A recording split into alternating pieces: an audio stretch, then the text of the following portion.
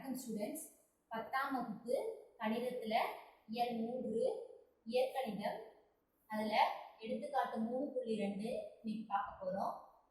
Video போறதுக்கு முன்னாடி இந்த வீடியோ உங்களுக்கு பிடிச்சிருந்தா லைக் பண்ணுங்க, ஷேர் பண்ணுங்க, மறக்காம இந்த சேனலை சப்ஸ்கிரைப் பண்ணுங்க. இந்த கணக்குல ஏதாவது உங்களுக்கு டவுட் இருந்துச்சுன்னா கமெண்ட் பண்ணுங்க. இப்போ வாங்க வீடியோக்குள்ள போலாம். தீர்க்க 2x minus 3y equal to 6, x plus y equal to 1. முதல் கொடுத்திருக்க 2x minus 3y equal to 6 சமன்பாடு 1 ன்னு வச்சுக்கோங்க. அடுத்து கொடுத்திருக்க x plus y equal to 1 சமன்பாடு 2 ன்னு வச்சுக்கோங்க. இந்த ரெண்டு சமன்பாடையும் நல்லா பாருங்க, ரெண்டும் வேற வேற மாதிரி இருக்கு. இப்போ நம்ம இந்த சம்ம தீர்க்கணும்னா ரெண்டு மாறியில இருக்க கான்ஸ்டன்ட் டேர்ம் ஒரே மாதிரி இருக்கணும். ஆனா நமக்கு இங்க என்ன இருக்கு, இந்த xன்ற மாறிக்கு 2, இந்த xன்ற மாறிக்கு 1, எதுவுமே இல்லைன்னா நம்ம 1ன்னு எடுத்துக்கணும்.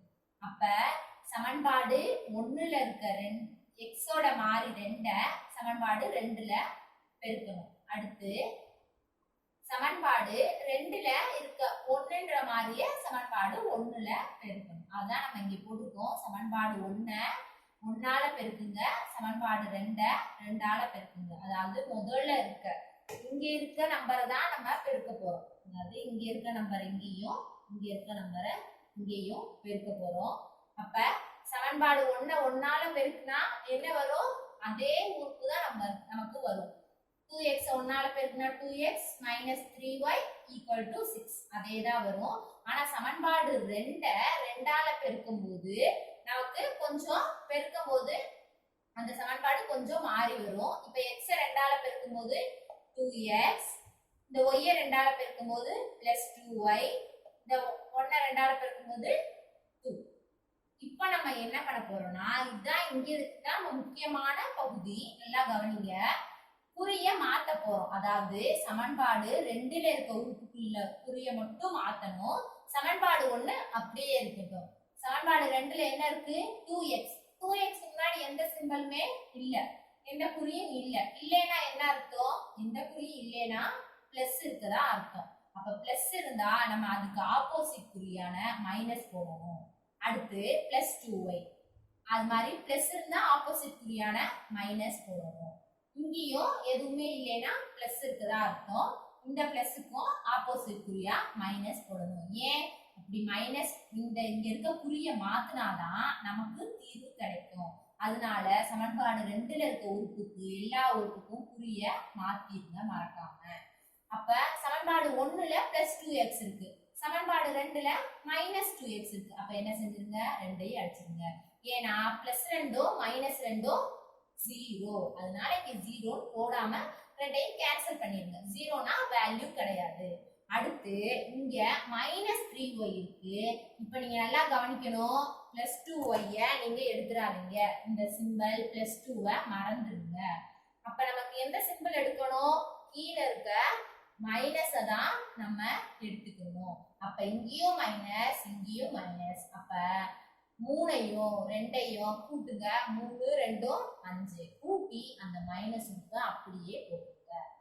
பிளஸ்ஸா ரெண்டுமே பிளஸ்ஸா இருந்தாலும் கூட்டணும், ரெண்டுமே மைனஸா இருந்தாலும் கூட்டணும். ஆனா உறுப்பு மட்டும் மைனஸா இருந்தா மைனஸ் போடணும், பிளஸ்ஸா இருந்தா பிளஸ் போடணும். இப்ப இங்க வந்து +6 -2, இங்கேயும் ஒரு உறுப்பு இருக்கும் பிளஸ்ன்னு, அந்த உறுப்பை நம்ம கன்சிடர் பண்ண கூடாது. இப்ப இங்க +6 கீழ இருக்க இந்த உறுப்பை என்னது -2. அப்ப 6ல இருந்து 2 போச்சுன்னா 4. இப்ப -5y = 4. இதான் நமக்கு கிடைச்சிருக்குது. நம்ம என்ன கண்டுபிடிக்கணும், x y தான் கண்டுபிடிக்கணும். அதனால y மட்டும் இங்கிட்ட வச்சுட்டு மல்டிப்ளைல இருக்க -5 அங்கிட்டு போச்சுன்னா டிவைடட் ஆயிரும், -4/y. இங்க y * 5 * y இருக்குதா அர்த்தம். இங்க வந்து 5 இடையில * இருக்குதா அர்த்தம். அந்த * அங்க போகும்போது டிவைடடா மாறிடுது. அப்ப y = -4/5.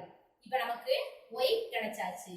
அப்ப நம்ம இப்போ என்ன பண்ண போறோம், x கண்டுபிடிக்க போறோம். அதுக்கு என்ன செய்யணும், y = -4/5 சமன்பாடு 2இல் பிரதியிட. அதான் இங்க எழுதியிருக்கேன். y மைனஸ் 4/5 ஐ சமன்பாடு 2இல் பிரதியிட.